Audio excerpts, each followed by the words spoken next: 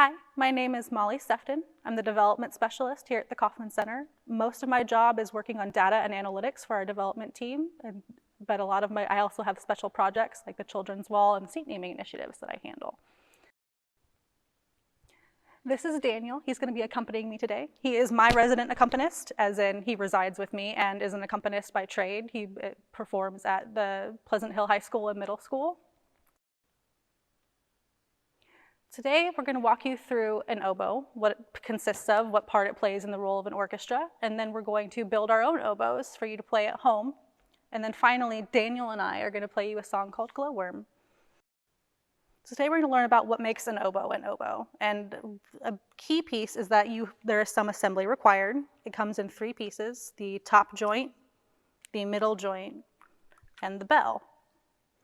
And each piece connects through corks that you have to grease every so often, but you put them together and it makes a whole piece, one big piece. So this is the 3 pieces of them, and you can see on each piece they have a cork followed by a round silver piece, and that's where the attachments go into each other. And you can see inside the bell it's just metal, so that cork goes into that metal piece. And you have to use cork grease sometimes to get them to go, because like mine, you can see it takes a little bit of effort to push it in, but it shouldn't, because I haven't put cork grease on them in 10 years. Here we go.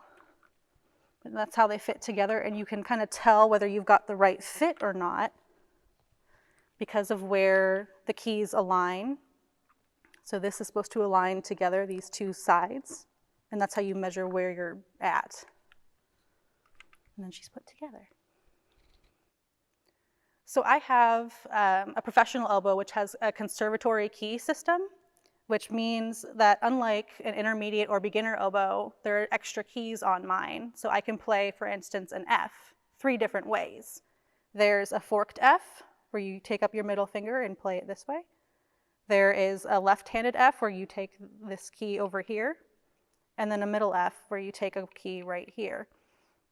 They all play the same note. It's just when your fingers are moving very quickly, which one is the best option for you to use at that particular moment in time, and what the music on the page allows. So the most important part of an oboe is the reeds, and unlike most instruments, it's a double reed. So instead of having a single reed that you affix with a ligature to a mouthpiece, the reed is the mouthpiece. And it consists of 2 pieces of reed cane tied together on a string around a cork. And these are very expensive. I shouldn't say that, but most professionals make their own to avoid that expense, because they can be up to $20 a reed, and you're only supposed to play them for 6 to 8 hours each reed. So we can put it in here, and that's the complete oboe. And an oboe can range from a low B flat, just below middle C, all the way up to I believe a high E. I haven't tried to play that high myself, but I know it's possible. I've seen people do it. Another interesting fact about the oboe is that most orchestras and bands use it to tune to, as it plays a 440A, and it is has a very unique and distinct sound that every instrument around you can hear and correctly identify to tune to.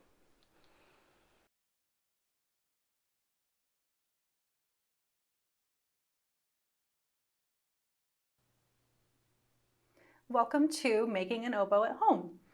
What you're going to need is a straw, a conical paper cup, a pencil, some scissors, and a little bit of tape. And the first thing we're going to do is flatten the tip of our straw to make it more like a reed. And once it's got a little flattened, you're going to go about a ½ inch down and start cutting into it to make it look like a trapezoid, or kind of like you're cutting an A, but very gently, very carefully, just cutting the sides down from that about ½ inch side. So you have what looks like a trapezoid that you can buzz into later. And from there, we're going to take the other side of our straw and put it on top of our conical cup. Whoops. And draw where we need to cut so that the oboe can fit through. or so that the straw can fit through. I apologize.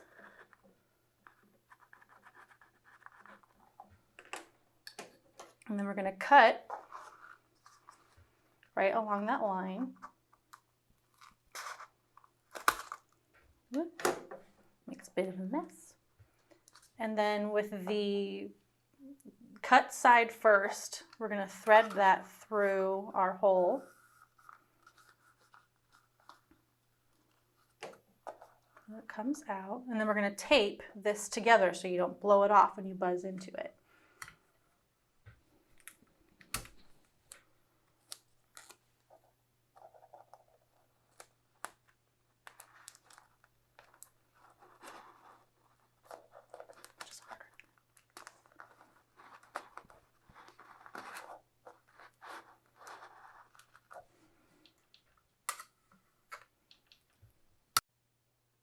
Okay, so our first attempt didn't quite go as planned. We couldn't get some sound out of it. So what we did was we made a shorter cut here in the top of the straw. But it's still a trapezoid. It's just not quite as deep, not quite a 1/4 of an inch. And now that we've fixed that little issue, you can go ahead and play it.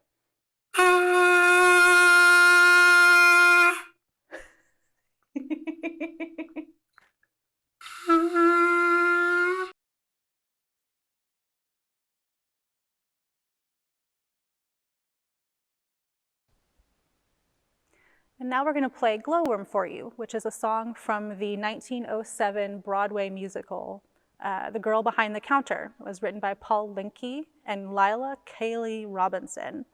The musical was first released in 1906 in London, but came to Broadway in 1907.